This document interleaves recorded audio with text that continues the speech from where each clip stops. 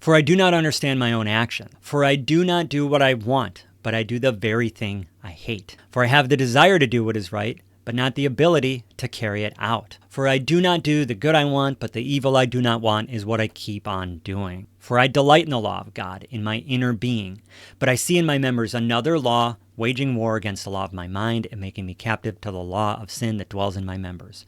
Wretched man that I am, who will deliver me from this body of death? Most guys I talk to can relate to this phrase. I do not do the good I want, but the evil I do not want is what I keep on doing.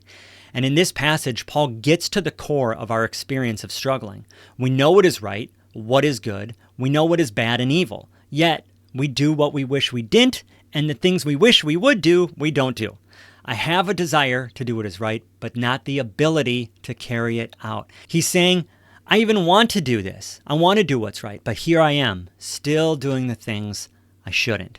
This is such a great passage that captures many men's experiences and why it's so frustrating.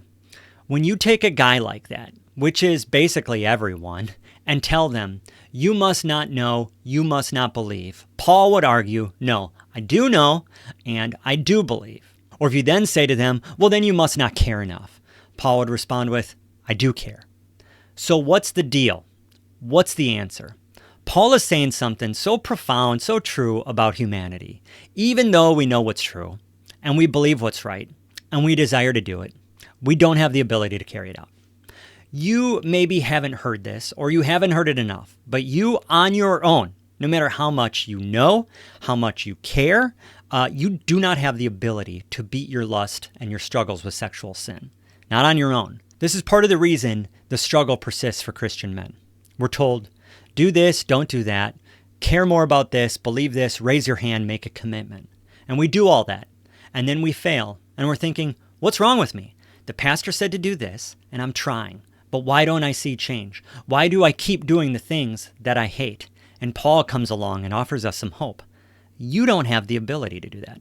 According to Paul, our problem seems to be we don't have the ability, even though we have the knowledge, we have the foundational beliefs, and we have the desire. We still lack something.